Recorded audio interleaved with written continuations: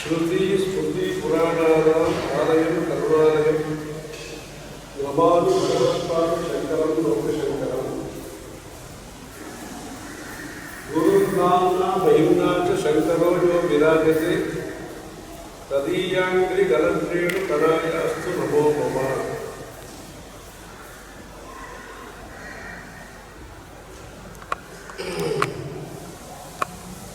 शंभोर्मूर्तिश्चरति भुवने शंकराचार्य रूपा என்று கைலாசத்திலே இருக்கக்கூடிய பரமேஸ்வரன் சங்கராச்சாரியனுடைய உருவத்திலே இந்த பூலோகத்திலே சஞ்சாரம் செய்கிறார் என்று சொல்லப்படுகிறது.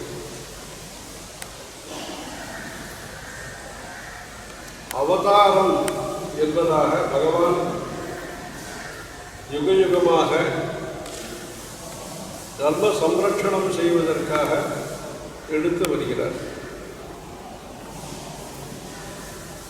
பிரசித்தமான தசாவதாரங்கள், பெருமானுடைய அவதாரங்கள். முதல் அவதாரம் வேதங்களை காப்பாற்றுவதற்காக ஏற்பட்டது. वेदान्तरते जगन्निवहते भूगोळमुद्दिव्रते वैद्यं दारयते बलं चलयते क्षत्रक्षयं कुर्वते पौरस्त्यं हरते என்பதாக பல அவதாரங்களை பற்றியும் எதற்காக அந்த அவதாரங்கள் ஏற்பட்டது என்று சொல்லப்படுகிறது. அதிலே முதல் அவதாரமாக கருதப்படுவது வேதங்களை காப்பாற்றுவதற்காக அந்த மத்ஸ்யாவதாரம்.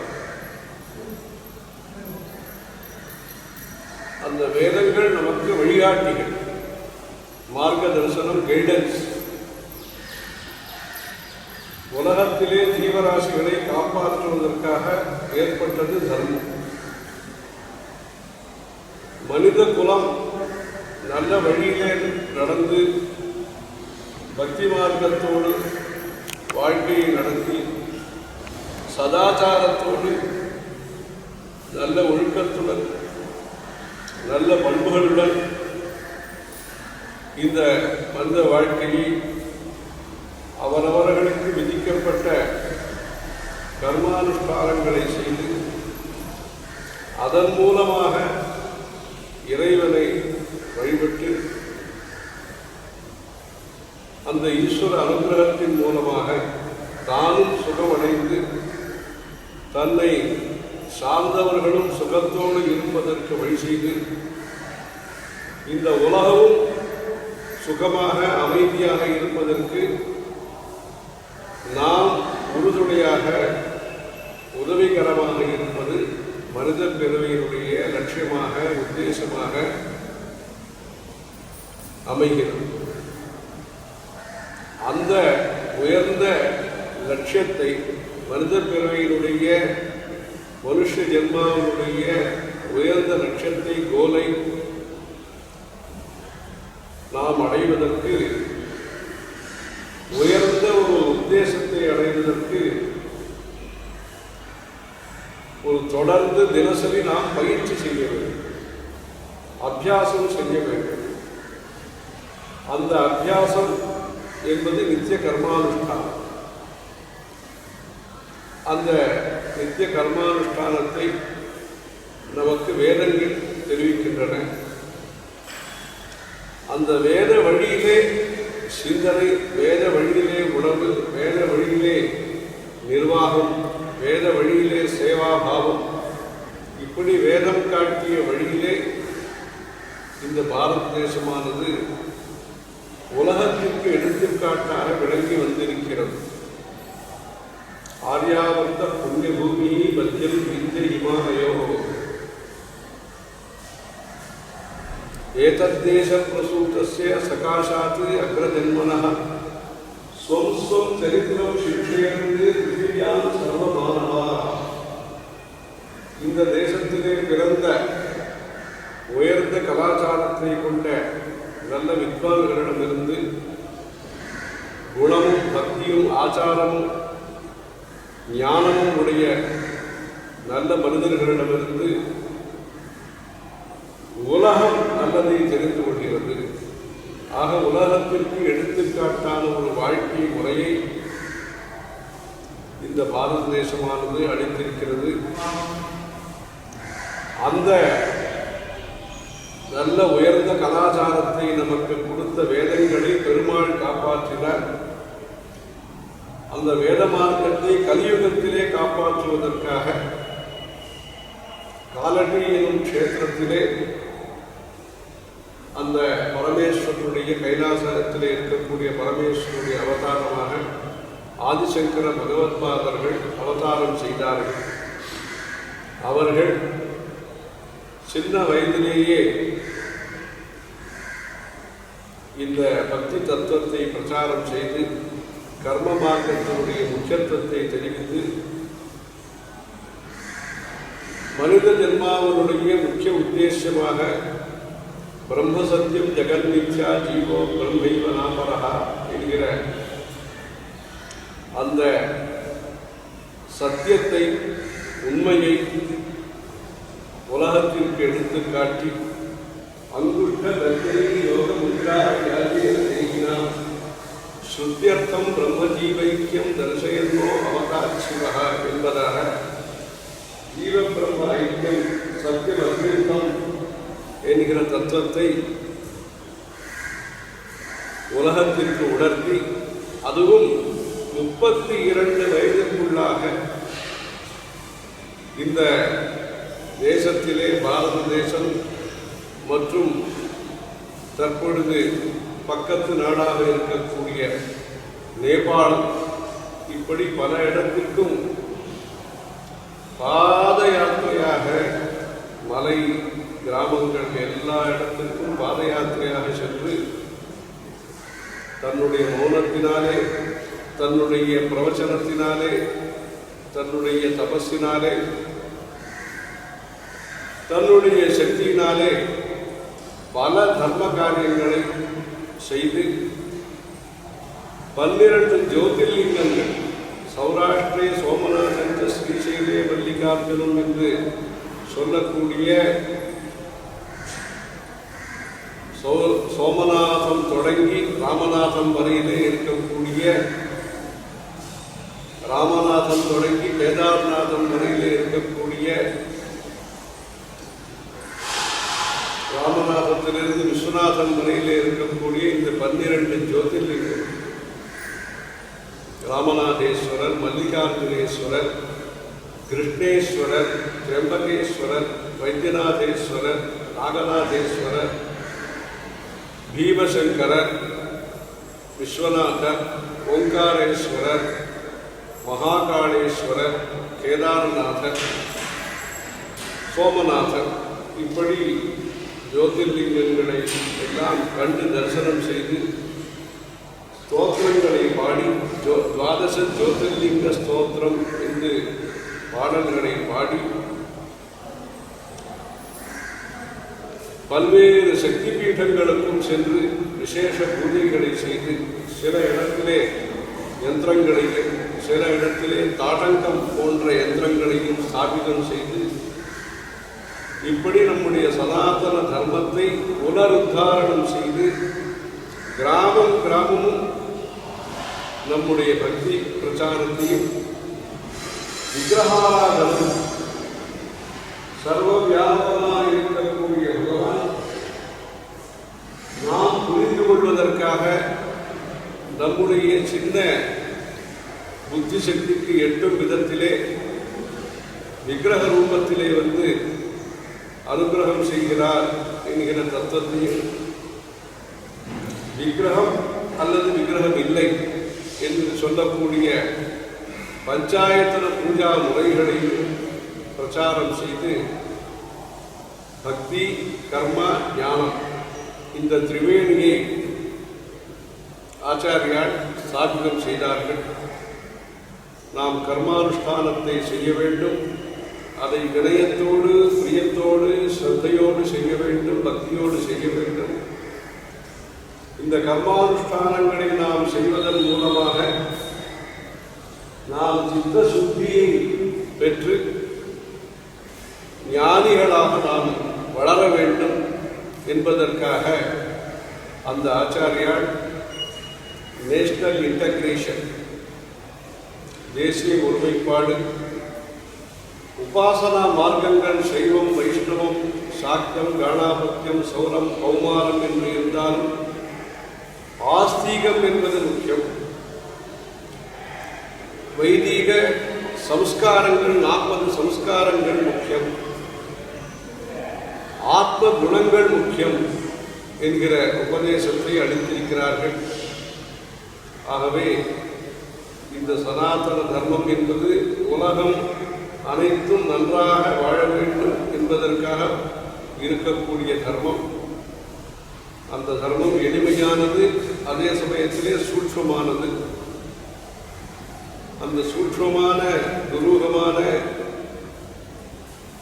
நம்முடைய புத்தி சக்திக்கு புரிவதற்கு கஷ்டமான அந்த தர்மத்தை சரளமான உபதேசங்கள் மூலமாக, சுலபமான உபதேசங்கள் மூலமாக நமக்கு சங்கரம், லோகசங்கரம் என்கிற அந்த ஆச்சாரியால் நமக்கு நல்ல விதமாக சந்தேகம் எழாத வரையிலே புரிய வைத்திருக்கிறார்கள். ஞானமிச்சேன் மகேஸ்வரா, ஞானம் என்பதை நாம் பரமேஸ்வரனிடமிருந்து பெறுகிறோம்.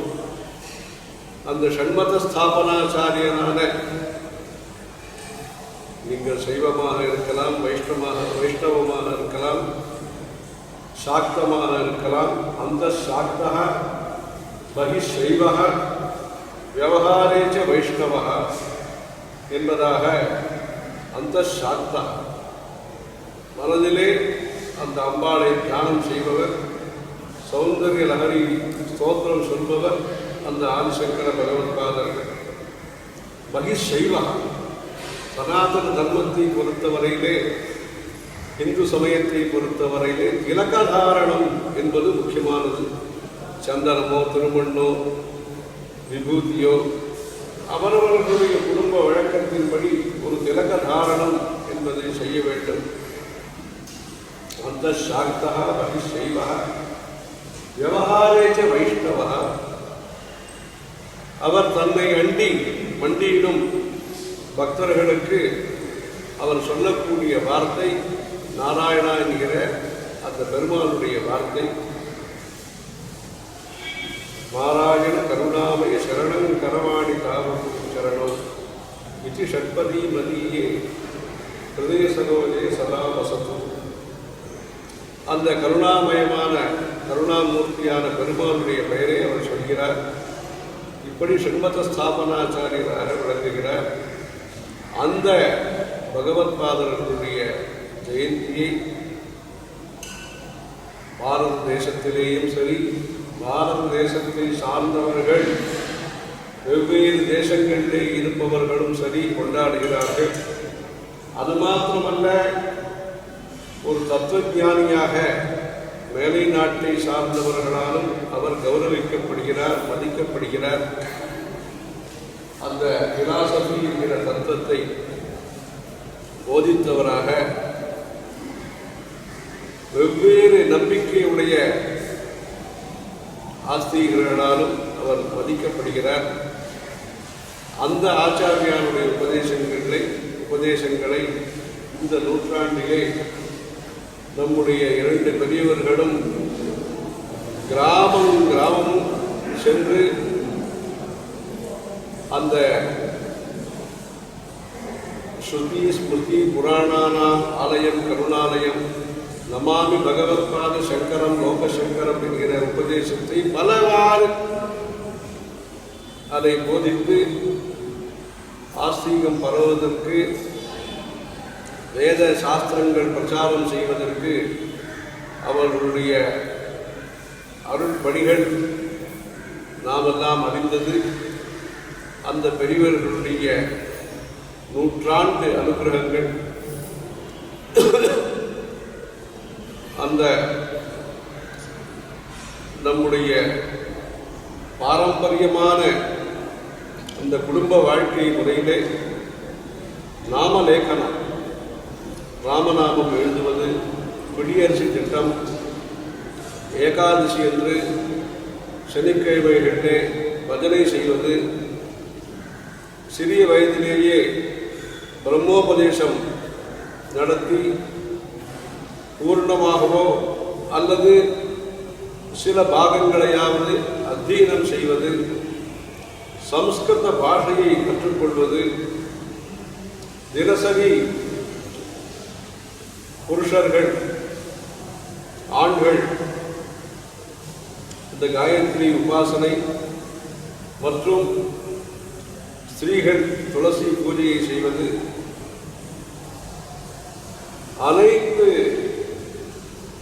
உறுப்பினர்களும் சனாதன தர்மத்தினுடைய அனைத்து உறுப்பினர்களும் பகவன் நாமாவை உச்சரிப்பது, காலை வேளையிலேயும் மாலை நேரத்திலேயும் சிவ சிவ சிவ சிவ சிவா என்றோ, நாராயண நாராயணா என்றோ அல்லது முருகா முருகா என்றோ அவரவர்களுடைய இஷ்ட தெய்வத்தினுடைய நாமாக்களை சொல்லி வாரத்திற்கு ஒரு முறையாவது கோவில்களுக்கு சென்று தரிசனம் செய்வது, ஸ்தலம் தீர்த்தம் க்ஷேத்திரம் என்கிற முறையிலே தீர்த்தங்களையும் ஸ்தல விருட்சங்களையும் ஆங்காங்கு இருக்கக்கூடிய தேவதா மூர்த்திகளையும் நாம் வழிபட்டு எல்லா கோவில்களிலேயும்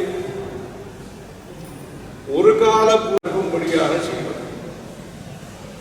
6 காலங்கள் பூஜைகள் நடந்தால் விசேஷம் என்பது ஒன்று, குறைந்தபட்சம் ஒரு கால பூஜையாவது செய்வதற்கு ஏற்பாடு செய்வது, சோடசோபச்சாரம் நடத்தி அந்த சுவாமி, அந்த பெருமாள், பிள்ளையார், ஈஸ்வரன், இந்த சுவாமிகளுக்கெல்லாம், இந்த தேவதா மூர்த்திகளுக்கு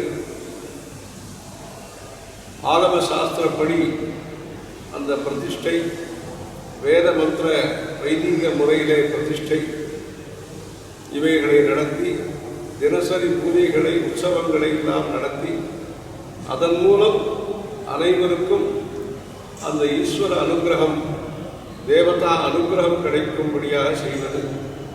இப்படி இந்த சனாதன தர்மத்தை பலவிதமாகவும் நாம் காப்பாற்றுவதன் மூலமாக, அனுஷ்டானம் செய்வதன் மூலமாக, தெரிந்து கொள்வதன் மூலமாக, பிரச்சாரம் செய்வதன் மூலமாக நல்லதொரு சூழலை ஏற்படுத்தி நல்ல ஒரு என்விரான்மெண்ட்டை நாம் உருவாக்கி பாதுகாப்பான எதிர்காலம், வளமான எதிர்காலம், அன்பான எதிர்காலம், அந்யோன்யமான எதிர்காலம், அபிமானத்துடன் கூடிய சகாராத்மக் பாசிட்டிவ் திங்கிங், நல்லதையே நினைப்போம் நல்லதையே செய்வோம் என்கிற திருட சங்கல்பத்தோடு அந்த ஆதிசங்கர பகவத்பாதர்களுடைய ஜெயந்தியை கொண்டாட வேண்டும். சங்கர ஜெயந்தி தொடக்கத்திலிருந்து 10 நாட்கள் சௌந்தர்ய லகரி ஸ்தோத்திரத்தை தினசரி அவரவர்கள் இருக்கக்கூடிய இடத்திலே 10 ஸ்லோகங்களை சொல்லி பௌர்ணமி வரையிலே அந்த சௌந்தர்ய லகரி உற்சவத்தை கொண்டாட வேண்டும். ஒவ்வொரு ஸ்லோகம் படித்து அந்த அம்பாளுக்கு திராட்சையோ பழங்களோ ஏதோ நைவேத்தியம் செய்து ஆரத்தி காண்பித்து அந்த சௌந்தர்ய லகரி உற்சவத்தை பக்தர்கள் இந்தியாவிலேயும் சரி வெளிநாட்டிலே இருப்பவர்களும் கொண்டாட வேண்டும். காமாட்சி அம்மன் கோவிலே ஒவ்வொரு வருஷமும் அதுபோன்று சங்கர ஜெயந்தி சௌந்தர்ய லகரி உற்சவம் நடைபெற்று வருகிறது. அதாவது ஆச்சாரியால் காமாட்சி அம்மனுக்கு முன்பாக எழுந்தருளி ஒவ்வொரு ஸ்லோகத்தையும் அங்கு இருக்கக்கூடிய அர்ச்சகர் படித்து தூபதீப நைவேத்தியங்களை ஆரத்திகளை செய்வது வழக்கம். அதாவது ஆச்சாரியால் அம்பாளை சௌந்தர்ய லகரி ஸ்தோத்திரம் உச்சாரணம் செய்து வழிபாடு நடத்துவதாக ஐதீகம்.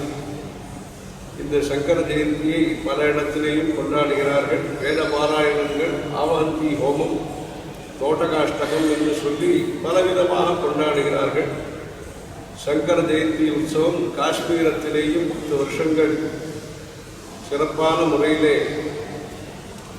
நடந்து கொண்டு 10 வருஷங்களாக நடைபெற்று வருகின்றன.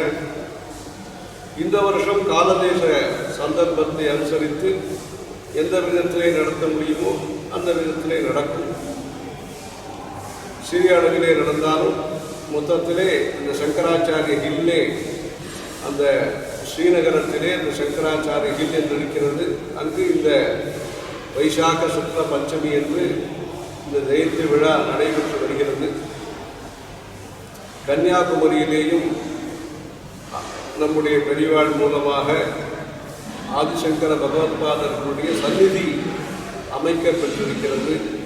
காமாக்கியா அஸ்ஸாமிலேயும் சக்திபீட கோவில் வளாகத்திலே ஆதிசங்கர பகவத்பாதர்களுடைய ஜெயந்தி கொண்டாடப்படுகிறது.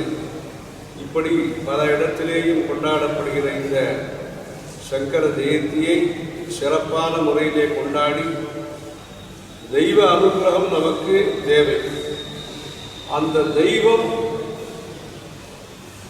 எந்த விதமாக வழிபடப்பட வேண்டும், அந்த தேவதா உபாசனை எப்படி அமைய வேண்டும் என்று நமக்கு சொல்லிக் கொடுத்தவர் அந்த ஆச்சாரியால் குரு பகவத்பாதர்கள்.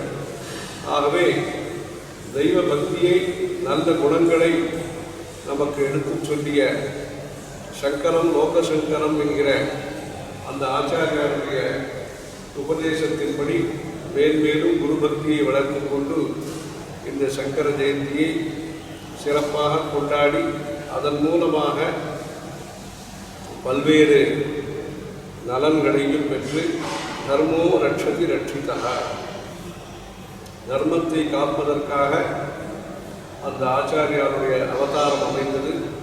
அந்த தர்மம்தான் அனைவருக்கும் ஒரு பிடிப்பாக வாழ்க்கையிலே அமையக்கூடியது, பீடிப்பிலிருந்து நம்மை விடுவிக்கக்கூடியது, அந்த கஷ்டங்களிலிருந்து சிரமங்களிலிருந்து விடுவிக்கக்கூடிய அந்த தர்மத்தை நாம் நல்ல முறையிலே யதாசக்தி நாம் அனுசரித்து அதன் மூலம் இகபர ஸ்ரேயஸ்களை அடைவதற்கு முயற்சிக்க வேண்டும்.